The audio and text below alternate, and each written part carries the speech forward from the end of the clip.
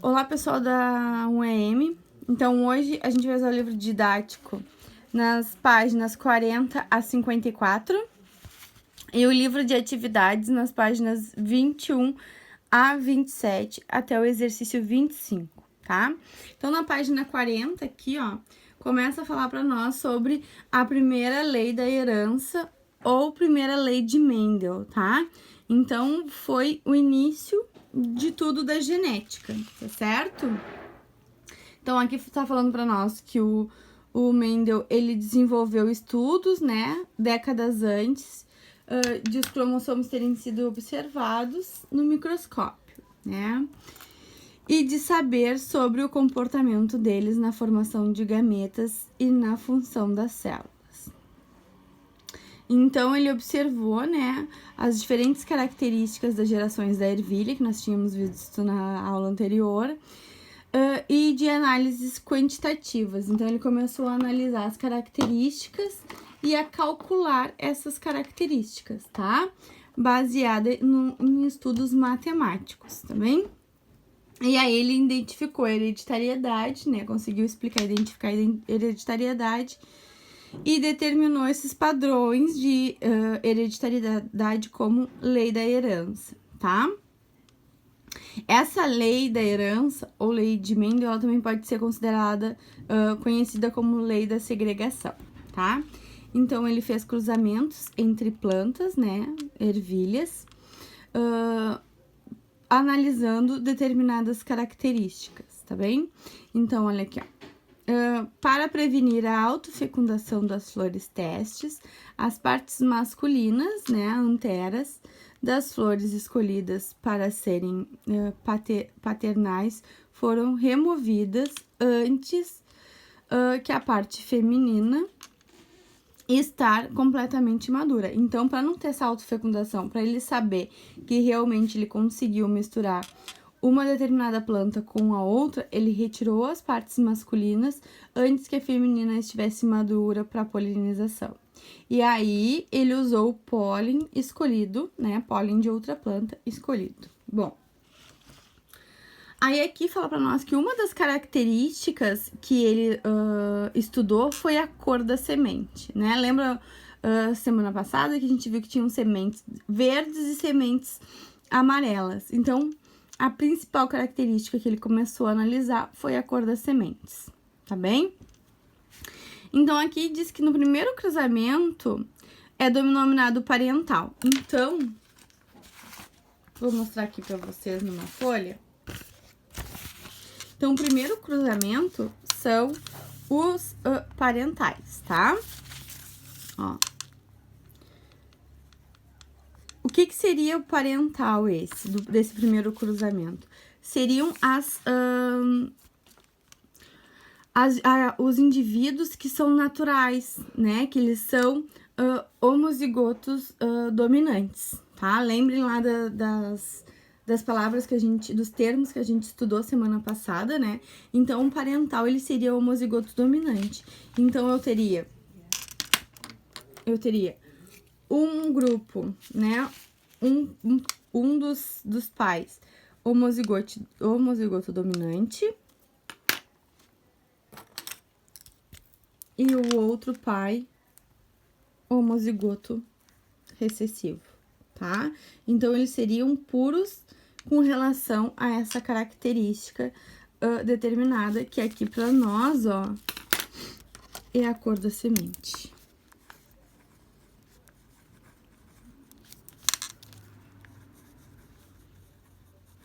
Tá bem? Então, aqui ele começou a analisar os parentais. Aí, ele fez o cruzamento, tá? Ele fez o cruzamento desses parentes para ver como é que a família, né, os primeiros filhos iam ficar, tá? E aí, do cruzamento desses dois, a gente tem os familiares, né? A família 1. Que aqui, ó, filhos 1, ó. Estão vendo, ó? Como resultado dele, obtém-se a geração seguinte, sinalizado por F1. Então, aqui a gente tem o F1, tá? Que seria a mistura desses dois genes, tá bem? que agora a gente vai ver direitinho. Então, aqui, ó, ele mostrou resultados que, porém, essa linhagem era formada exclusivamente de ervilhas com sementes amarelas. No interior do fruto, nenhuma produzia verde. Então, o que aconteceu? Aqui a gente descobriu. O que acontece aqui? Vamos pensar que esses daqui, ó, esse indivíduo aqui é o macho, tá? Então, quando ele vai produzir os espermatozoides dele, ele tem espermatozoides azão e espermatozoide azão, tá? Porque são as duas características que ele tem. Quando essa fêmea vai produzir o óvulo dela, ela vai ter óvulo azinho e óvulo azinho, tá? Porque a característica dela é assim, tá bem? Quando esses indivíduos se encontram, tá? Quando a gente tem a união desses dois indivíduos, aí nós vamos ter aqui, ó, o espermatozoide azão com o óvulo azão, tá? Então, essa união aqui, nós vamos ter os indivíduos todos azão-azinho, tá? Porque o pai só pode mandar o azão e a mãe só pode mandar o azinho. Então, todos os filhos dessa primeira leva, né, dessa primeira família, vão ser azão-azinho. Lembrem sempre que o maior domina, né? A gente sempre tem uma característica que domina em cima da outra, tá bem? Então, o que ele notou? Que essa família aqui só tinha sementes amarelas, ó. Então, quer dizer que as características das ervilhas amarelas, elas se sobressaíam em cima das características da ervilha verde. E só em saber esta primeira fecundação aqui com a família, a gente já consegue notar que as amarelas são dominantes com relação às verdes, tá? Então, aqui, ó, a gente já consegue notar que as ervilhas amarelas, elas podem ser assim, ó, homozigoto dominante ou heterozigoto, que é aqui essa característica. Enquanto que as verdes, elas só vão aparecer em homozigose recessiva, tá? Elas só aparecem quando ela tem a característica duplicada, tá bem? Bom, então aqui tá falando pra nós, ó. Em seguida, ele cruzou as sementes amarelas obtidas da família 1. Então, ele pegou essas sementes aqui, ó, e cruzou. Então, como é que ele fez? Ele pegou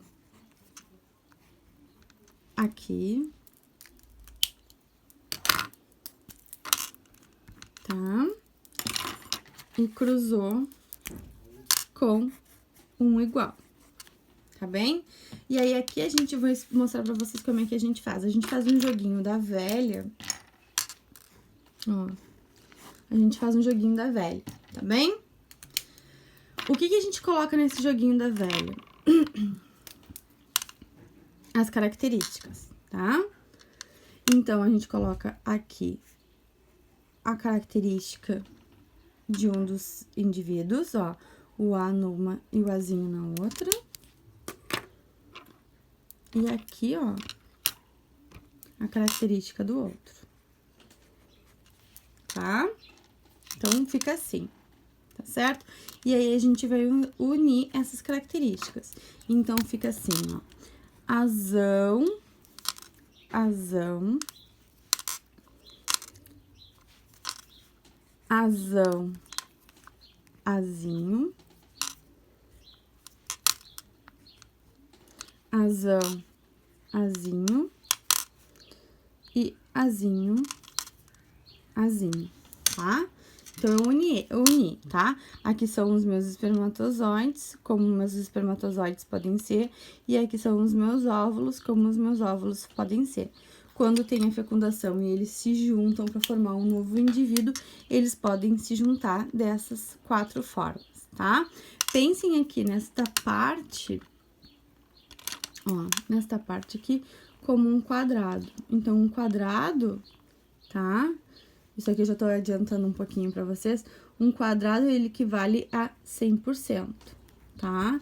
Se o quadrado vale 100%, cada parte do quadrado vale 25%, tá? Então, o que que tá demonstrando aqui pra nós? Que ele tem 25% de nascer azão, 50% de nascer azão, azinho, e 25% chance de nascer azinho, azinho, tá? Aqui, ó, eu mostrei pra vocês, é o genótipo, ó. Como é que pode ser o genótipo dos indivíduos dessa família? Assim, se eu quisesse o fenótipo que a gente vê por fora, então a gente tem que ver quantas ervilhas amarelas eu posso ter. Lembrem que as amarelas, ó, elas podem ser homozigose dominante ou heterozigose. Então, amarelas, elas podem ser, ó, 25, 25, 25, 75%. Enquanto que as verdes, elas são recessivas, né? Elas só vão aparecer em homozigose recessiva, é 25% de chance, tá? Então, é mais ou menos, é isso aqui que a gente faz para determinar os parentes. E foi isso aqui que ele fez, tá? Ele juntou as duas famílias, dois indivíduos da família 1, ó, essa aqui é a família 1, e formou, ó, a família 2, tá bem? Para ver como é que iam ficar essas características. E aí, ele notou, ó, ele notou aqui, ó, que quando ele foi realizar a contagem, né, das características, ele viu, ó, que ele encontrou 8.023 descendentes na geração F2, sendo que 6.022 eram sementes amarelas, a maior quantidade, e 2.001 eram ervilhas verdes. Aplicando essas análises matemáticas, identificou-se que a família 2 havia proporção de 3 ervilhas de semente amarela para uma de semente verde, porque aqui a gente faz em fração, né? Ó, então, eu tenho 3/4, ó, 3/4, né, de ervilhas amarelas e 1/4, né, um quadradinho de ervilhas verdes. Que aí aqui a gente pegou o quadrado grande e dividiu em 4 pedaços, tá bem? Bom, então aí aqui, ó, tá falando pra nós, peraí, deixa eu fazer assim. Aí aqui tá mostrando pra nós, ó, que a coloração verde das sementes, ela não apareceu na família 1, porém, no segundo resultado da família 2, ela se manifestou, tá? Então, o que que diz pra nós, né? Se manifestou em 25% dos descendentes. Então, ele analisando essas características, ó, e outros experimentos, ele conseguiu ver, então, que há diferentes variedades de puras, né, puras de ervilha. E Mendel deduziu, então, que as unidades hereditárias, atualmente conhecidas como genes, né, expressavam caracteres dominantes e recessivos, né, que uma vai aparecer muito mais do que a outra, né. A característica dominante, ela sempre vai ter mais chances de aparecer do que a característica recessiva, tá? É isso que tá falando ali naquele texto pra nós, tá certo? Bom, então aqui, ó, ele fala pra nós, ó, conforme visto anteriormente, para efeito de estudo, cada gene é representado por uma letra do alfabeto, tá bem?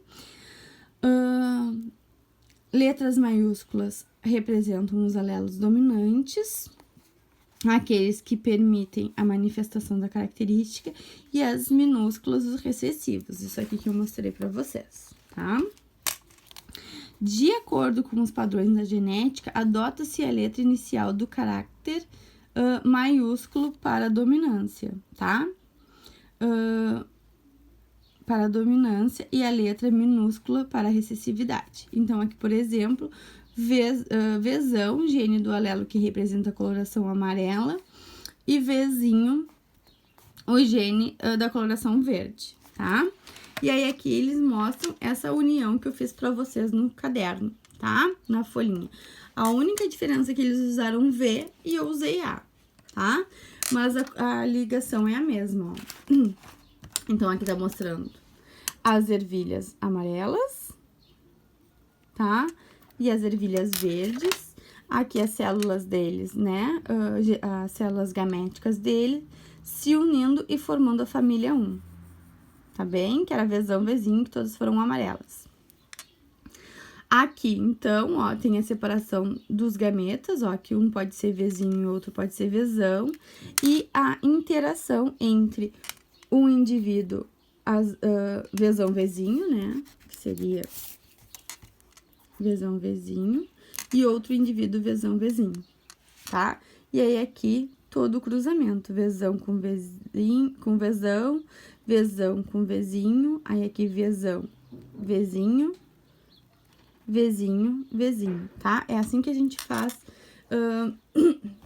o cruzamento. Este com este, depois este com este, depois o de cima com o de baixo e o de cima com o de baixo de novo, tá? É igual que eu fiz aqui pra vocês no caderno, tá bem? Aqui tem um quadro, né? Que são comparativos dos conceitos. Então, em 1862, Mendel sabia que as plantas apresentavam fatores hereditários, que os fatores não transmitidos são transmitidos de uma geração a outra, que os fatores eles podem ser representados por letras maiúsculas e minúsculas, que as plantas híbridas, né, que são aquelas que têm a hereditariedade, no caso do Vzão, Vzinho, apresentam os dois fatores, só assim podem reproduzir dois tipos diferentes na família 2, que os fatores da planta híbrida não se misturam, né? E que os fatores da planta híbrida devem se separar na formação dos gametas, né? Então, cada um vai para um lado, né? O Vzão vai para por exemplo, para um espermatozoide, e o Vzinho vai para o outro espermatozoide. Eles não ficam juntos, tá? É isso que ele quis dizer aqui. E que atualmente, né, Mendel saberia, então, que a gente sabe a mais que o Mendel, né? Que a família F1 apresentam dois alelos, o Azão e o Azinho, né? Nesse caso aqui, do exemplo dele é Vzão, Vzinho. Durante a meiose, os cromossomos homólogos, eles se separam, então essas características vão cada uma para um lado, né? Para um gameta. A meiose explica como os alelos se separam na formação dos gametas, né? Porque que vai cada um para um lado.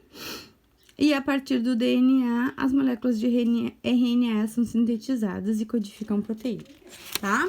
Então, aqui, ó, vamos para a página 42, que está falando para nós sobre probabilidade. Ele fez cálculos matemáticos para chegar nos resultados genéticos, tá? Então, aqui fala para nós, ó, que os cálculos matemáticos auxiliaram ele para entender as coisas, tá?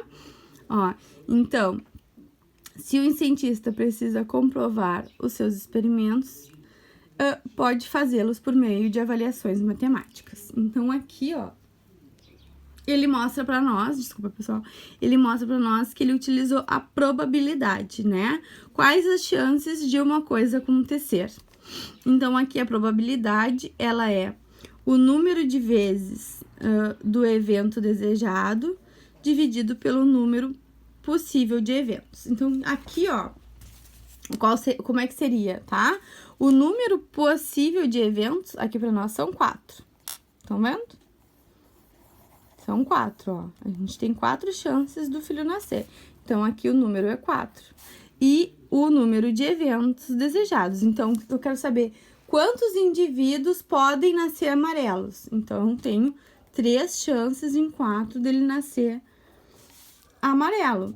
Aí, a pergunta é, qual a probabilidade do indivíduo nascer verde? Então, eu tenho 4 chances, e nessas 4 chances, eu tenho apenas uma chance, né? Eu tenho 4 tentativas, e eu tenho apenas uma chance dele nascer verde, tá? Então, isso que tá mostrando aqui pra nós da probabilidade.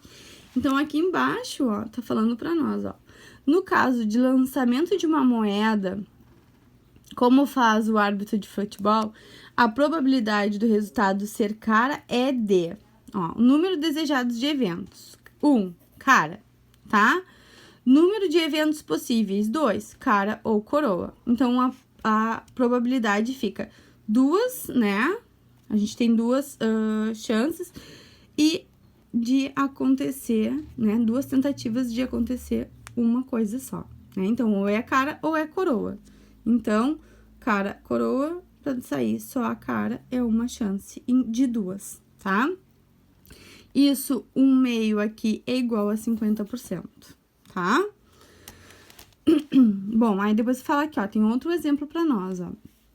No exemplo de um jogo de dados, as faces têm a mesma chance de ocorrência, ou seja, se um lançamento poderá sair qualquer uma delas de 1 a 6.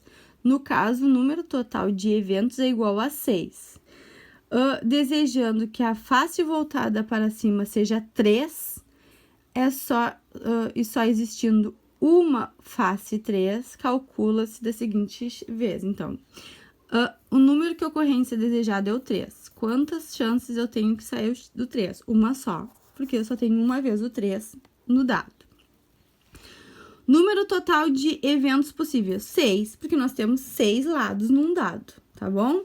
Então, a probabilidade fica 1/6, né? Ó, 6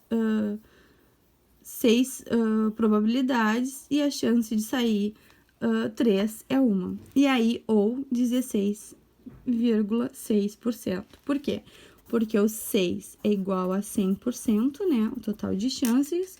E aí, o 1 fica valendo de x. E aí, a gente faz a regrinha de 3, tá? Que aí, a gente faz 100 vezes 1 divididos por 6, tá bem? Então, aqui, ó, mais um exemplo para nós, ó. Qual a probabilidade de se obter novamente a face 3 em uma segunda tentativa, maior, menor ou igual da primeira ocorrência? Então, diz assim, a probabilidade de um fator ocorrer não se modifica pela ocorrência desse mesmo fato em tentativas anteriores. Portanto, a chance de sair novamente a face 3 é 1 em 6, tá? Então, não adianta a gente tentar 300 vezes, as probabilidades serão sempre as mesmas, tá? E aí, aqui fala pra nós, ó, da probabilidade mendeliana, tá bem? Então, em genética, a probabilidade é utilizada para determinar as porções fenotípicas e genotípicas. Então, genotípico é o que a gente tem por dentro, que são as letras, né, que ficam ali as características, e fenotípicas é o que a gente vê por fora, tá? Lembrem disso.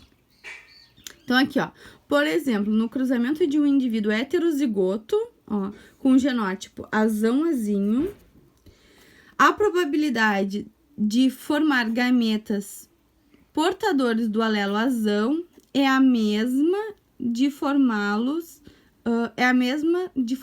com um alelo azinho, tá? Então, se eu quero azão-azão, a probabilidade de sair homozigoto dominante é a mesma de sair homozigoto recessivo, tá? Olha aqui, ó. Aí, aqui pra nós tá mostrando, ó, o cruzamento, então, num casal heterozigoto, por uma certa característica.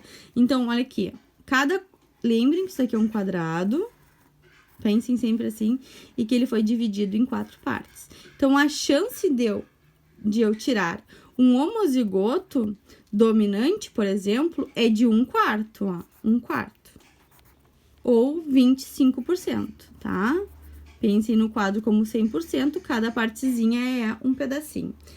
A mesma probabilidade de sair azinho, tá? É 1/4 também, porque, olha aqui, ó, só tenho 25%. Agora, de sair heterozigoto, aí sim, eu tenho uma probabilidade muito maior, que é de 50%, ou 2/4, tá? Então, aqui fala pra nós, ó, que como os genes estão nos cromossomos que foram separados durante a meiose, após a fecundação, eles se unem ao acaso. existem 4 probabilidades de descendência: azão, azão, azão, azinho, azão, azinho de novo e azinho, azinho, tá? Então, essas aqui são todas as probabilidades que os filhos podem ser com relação a esse casal, tá bem? Então, no entanto, se quisermos obter um descendente heterozigoto, a chance é de 2 em 4, tá?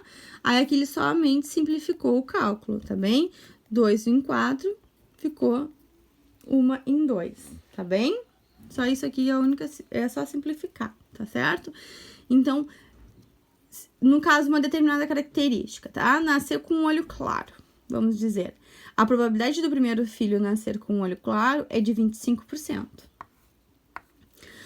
A chance do segundo filho nascer com um olho claro é de 25%, tá? Não importa quantos filhos eles tenham, as chances vão ser sempre as mesmas de nascer com um olho claro, né?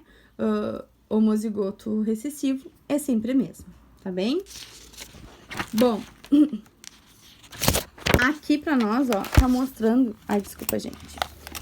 Tá mostrando, então, a regra do ou, tá? Então, quando diz ali... ter uma característica ou outra, tá bem? Como é que a gente faz o cálculo? Então, quando a gente usa o ou, é sempre mais. A gente sempre faz uma conta de mais, tá bom? Então, é uma característica ou outra, tá? Então, vamos dizer aqui, ó. Nos cálculos de probabilidade, a regra do ou refere-se à ocorrência de eventos mutuamente exclusivos, ou seja, o acontecimento de um evento ou de outro. Isso significa que a ocorrência de um impede a do outro. Ou acontece um evento ou acontece o outro, tá? Ao jogar uma moeda, ela deve mostrar o lado cara ou o lado coroa, tá? No lançamento de dado, ele só pode revelar uma das 6 faces, tá bem? Então, aqui diz assim, ó. Qual a probabilidade de cair uma face par no lançamento do dado? Então, a gente pode ter 2, ou 4, ou 6. Então, a chance de cada número acontecer é de 1 em 6, né? O dado tem 6 lados e a chance de cair o 2 é uma só, porque só tem um lado com 2. A mesma coisa no 4. O dado tem 6 lados... A chance de cair 4 é só uma, porque só tem um lado com 4 e no 6 igual, tá? Então, tem 6 lados o dado, a probabilidade de sair o 6 é uma só, tá? Então, como eu quero 2 ou 4 ou 6, eu faço a conta de mais. Então, eu pego o resultado de cada uma das possibilidades dos números saírem e somo elas, tá? Então, aqui embaixo... né? Matemática simples. Aqui embaixo, quando é soma, o número se repete, então fica 6 e a gente só soma os números de cima. Então, 1 mais 1 mais 1 é 3. Então, a chance de sair um número par, o 2 ou o 4 ou o 6, é de 3 chances para 6, tá? Aqui ele simplificou, tá bem? Dividiu por 3, ó. 6 divididos por 3 dá 2, 3 divididos por 3 dá 1, tá bem? Ele fez uma simplificação, tá certo? Então, quando a gente usa o ou, é assim. E aí, aqui pra nós, ó, tem um exemplo em genética. Então, diz assim, ó, qual a probabilidade de casal heterozigotos para determinada característica vir a ter um descendente dominante? Então, ele quer saber se ele vai ter um descendente dominante, não se ele vai ser homozigoto ou heterozigoto, tá?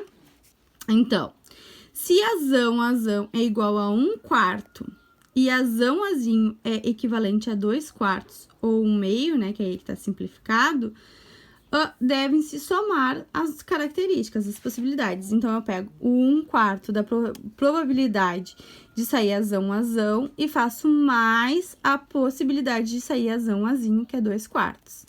Repito o número de baixo, ó, na soma a gente sempre repete, tá? Quando os números são iguais. E aí, a gente faz 1 mais 2 igual a 3. Então, a chance de sair com uma característica dominante é de 3/4, tá? Ou 75%, tá certo? Então, assim que é o ou. Então, ó, pra gente lembrar. Perceba que a regra do ou mostra a ocorrência de dois acontecimentos que se excluem mutuamente. Ou acontece um ou o outro. Nesse caso, é só realizar a adição, tá bem? Agora, a gente vai pro caso do e. Então, quando a gente quer um caso e o outro, tá? Então, o e a gente multiplica. Porque aí, as duas características, as duas chances, elas acontecem juntas, tá? Então, aqui falar pra nós, ó. Dessa forma, a chance de sair cara ao lançarmos duas moedas é igual ao produto da probabilidade de obterem coroa, tá? Então, eu tenho duas moedas e eu quero que as duas deem a mesma característica, tá? A mesma coisa. Então, eu quero que as duas deem cara, tá? Então, eu tenho uma chance de duas na primeira moeda e uma chance de duas na segunda moeda. E aí, eu multiplico esse valor, tá? Então, 2 vezes 2, 4. 1 vezes 1, 1. Então, eu tenho uma chance em 4 de as duas moedas saírem a mesma coisa, tá? Saírem cara, por exemplo, tá bem? Então, aqui o e é quando duas características elas têm que acontecerem juntas, tá? Uma não anula a outra. Então, aqui, ó, tá falando pra nós, ó. Muitas vezes a regra do e é usada em casos nos quais se deseja saber característica fenotípica e também o sexo do descendente, tá? Então, são duas características que uma não anula a outra. Então, aqui no exemplo. Qual a probabilidade de um casal normal heterozigoto para o albinismo, tá? Então, quando ele fala em heterozigoto, ele tá dizendo que ele é assim, azão, azinho, tá? Para o albinismo, vir a ter um descendente albino e do sexo feminino, tá? Então, como o casal é normal e heterozigoto, entende-se que essa característica é dominada, né? É condicionada pelo alelo dominante. Assim, o albinismo é uma característica recessiva, tá? Então, para ser albino, a pessoa tem que ser azinho, azinho, ok? Bom, então aqui a gente tem duas coisas, tá bem?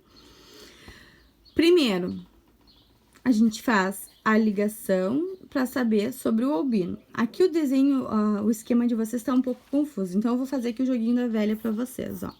Então, os dois indivíduos do casal, eles são heterozigotos, então eles são azão, azinho e azão, azinho, tá? Então, aqui fica azão com azão, aqui fica azão, azinho, aqui fica, ó, azão, azinho e aqui azinho, azinho, tá? Então, a probabilidade de nascer albino é 1 em 4, tá vendo? Porque o albino, ele é recessivo, então ele só aparece aqui em homozigose recessivo. Então, para ser albino é 1 em 4. Para ser feminino, então a gente tem dois sexos, né? O masculino e o feminino. A chance de nascer fêmea é 1 em 2, tá bem? Então, a gente pega o resultado do cruzamento, que é 1 em 4, e faz vezes, ó, aqui tem um pontinho, vou fazer o xizinho para vocês verem, vezes o 1 meio, tá? Que é a chance de ser fêmea. Então, 4 vezes 2 dá 8. 1 vezes 1 dá 1. Então, a chance de nascer albino e do sexo feminino é 1 em 8, tá? Tá certo? Então, ó, lembrem sempre, quando é uma coisa e a outra, e a gente multiplica, quando é uma coisa ou a outra, a gente soma, tá? Aqui embaixo, ó, aí é isso aqui, ó, olha aqui, ó, tá falando pra nós, ó. Passem o marca-texto bem chamativo aqui, ó, que tá mostrando pra nós, ó. Ocorrência de um evento ou outro, somar as probabilidades. A ocorrência de um evento e o outro, multiplicar as probabilidades. Vocês têm que ter isso aqui muito certo na cabeça de vocês, tá? Aqui pra nós, ó, genealogias. Então, vai mostrar pra nós cladogramas ou árvores genéticas, tá? Então, aqui fala pra nós, ó, que a representação gráfica, denominada heredograma, árvore genealógica ou genealogia, é um recurso recurso empregado no estudo dos cruzamentos para análise dos aspectos da herança biológica em uma família, na construção de uma genealogia. Então, a gente monta ali, né, a árvore genealógica da família, tá? E aí, a gente tem os parentescos e as características. Então, aqui para nós, ó, tá mostrando como é que são mostrados cada uma das características em todos os cladogramas, tá? Então, o macho normal, ele é sempre um quadradinho em branco. A fêmea normal é sempre uma bolinha em branco. Sexo não informado é esse balãozinho, tá? Quando a fêmea ou o macho, eles são infectados, né? Então, eles são afetados por alguma característica que a gente quer estudar. Ou aqui, ó, mostra que a fêmea é portadora de um caráter do cromossomo X. Então, isso aqui é quando é uma característica exclusiva do X, tá? Que a gente vai ver depois mais adiante o que isso significa, tá bem? Então, aqui tá mostrando pra nós a família, ó. Então, a família vem assim, ó. Macho e fêmea se uniram, formaram os filhos, tá? Aqui nessa família, então, esse macho e essa fêmea tiveram 4 filhos, 2 meninos e 2 meninas, e todos são normais, tá? Aqui tá mostrando pra nós quando acontece gênios dizigóticos, né? Que é cada um numa placenta, ó. É assim. Quando é monozigótico, quando eles estão juntos, né? Estão na mesma placenta, a gente tem esse triângulo fechado, essa união maior, e com certeza sempre vai ser o mesmo sexo. Quando são dizigóticos, né, de 2 placentas, a gente pode ter sexos diferentes.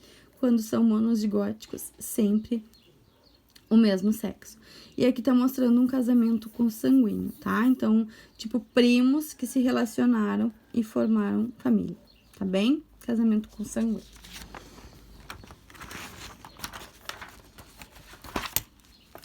Então, aqui, ó, tô falando assim pra nós, ó. Análise das genealogias. Ao analisar uma genealogia, deve-se considerar que ela retrata, por meio de símbolos, a transmissão de um determinado gene, tá? Para uma característica em uma família.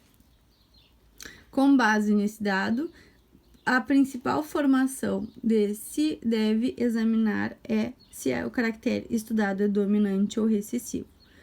De modo geral, o casal com característica recessiva, Bzinho, Bzinho, ó, e Bzinho, Bzinho, salvo em casos de mutação, não poderia ter um descendente com fenótipo Bzão, Bzão ou Bzão, Bzinho. Lembre, né? Por exemplo, que eu falei para vocês na última aula. Um casal com olho claro, que seria o Bzinho, Bzinho, eles não podem ter um filho com olho castanho, que teria o Bzão, tá? É isso que tá falando aqui pra nós, certo?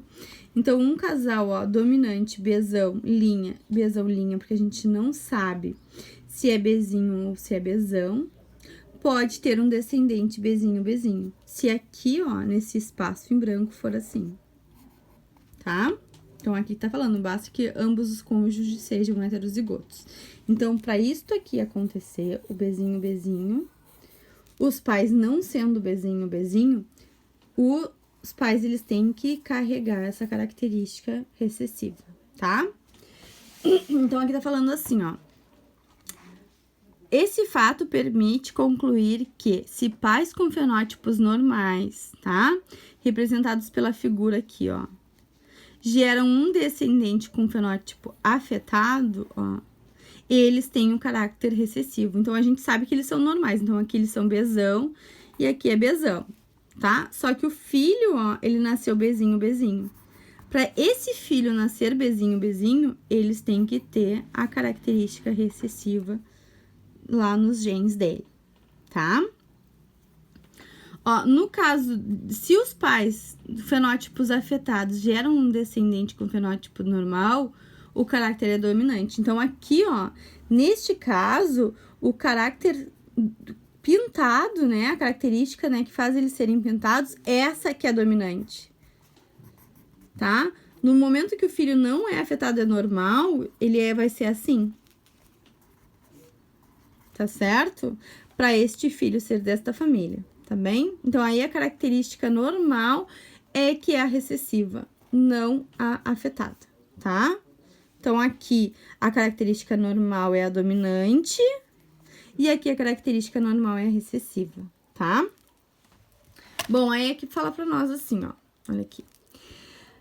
Na genealogia a seguir, as figuras cheias representam indivíduos que, na fase adulta, desenvolveram uma doença hereditária, a miopia.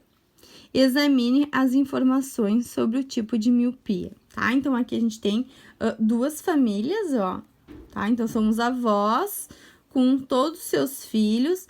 Aqui o casal, ó, um casal que se juntou com relação a essas duas famílias, tá? E os filhos deste casal. Aqui, então, é outra família a partir de um dos filhos desse segundo casal, tá? Então, diz assim, ó. É uma doença de caráter autossômico recessivo. Olha aqui. Então, em 1, tá? Olha só, os pais são normais. Estão vendo? Os pais normais e todos os filhos são afetados. Então, quer dizer que os pais são azão, azinho, azão, azinho. E todos os filhos são azinho, azinho. Tá? Aqui, ó, mostra pra nós que um é normal, ó. Um pai é normal e a outra não, né? A mãe é recessiva. Bom, o pai não pode ser azão, por quê? Porque ele teve uma filha afetada com a doença. Então, ele é azão, azinho, tá? Depois diz pra nós, ó, que em 2, os indivíduos 1 e 2 da geração 1, então é esse indivíduo aqui, apresentam genótipo heterozigoto e fenótipo normal. Então, é o que a gente acabou de falar, né? Eles são normais por fora, mas eles carregam um gene lá da doença, tá? Eles são azão, tá certo também. O homem representado no número 5, ó, esse aqui, 5, da segunda geração, tem a possibilidade de ser homozigoto. Não, ele não tem a probabilidade dele ser homozigoto porque a mãe dele é recessiva. Então, a mãe dele só vai passar um azinho pra ele. O que aconteceu de ele ser normal? Ele recebeu o azão do pai, tá? Então, o número 5 aqui, da família 2, ele é azão, azinho. Porque a mãe só tem azinho pra passar pra ele, tá? Ai, Sora, mas eu tenho dúvida. Aí faz o jogo da velha, tá? Ó, jogo da velha. Azão, azinho, azinho, azinho. Então, aqui é o pai e aqui é a mãe, ó. Então, a probabilidade, ó, dele ser normal é só por heterozigose. Tá vendo? Ó.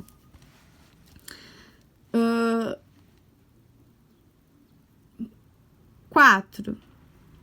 Não é possível saber o genótipo das mulheres 2 e 3 da geração 4. Então, a geração 4 é essa aqui, tá? Não é possível? Não, é possível sim, ó. A gente tem toda a família, tá? Olha que essa mãe é afetada. O pai, a gente já sabe que ele é heterozigoto, tá? Então, aqui, ó, essa pessoa que é filha desse casal, ela vai ser heterozigota que nem o pai, né? Porque ela é normal. E este daqui, ó, que é o indivíduo que entrou, a gente sabe que ele é homozigoto porque ele tem a doença, tá? Então, a gente consegue saber as características dos filhos, ó. Este aqui recebeu o azinho do pai e o azinho da mãe. Estes que são normais, eles receberam um azão do pai e o azinho da mãe, porque a mãe só tem azinho, tá? Então, a gente consegue saber, sim, as características dos filhos, tá? Lembra que cada parte da característica, uma vem do pai e outra vem da mãe, tá? É como se fosse um óvulo e um espermatozoide, tá? 5. Se o casal 1 e 2 da geração 1 tiver um novo descendente, a probabilidade dele ser míope é de 1/4. Isso aí a gente faz o cruzamento. Sora, tô com dúvida, não tenho certeza. Ó, eles são os dois heterozigotos. Então, ó, a gente junta aqui, azão com azão, azão com azinho, azão com azinho e azinho com azinho. Então, realmente, a probabilidade de ser míope, de ter a doença, é 1 em 4, 25%. Então, aqui a resposta certa é a E, tá? Por causa de todas as características aqui que eu mostrei pra vocês, tá bem?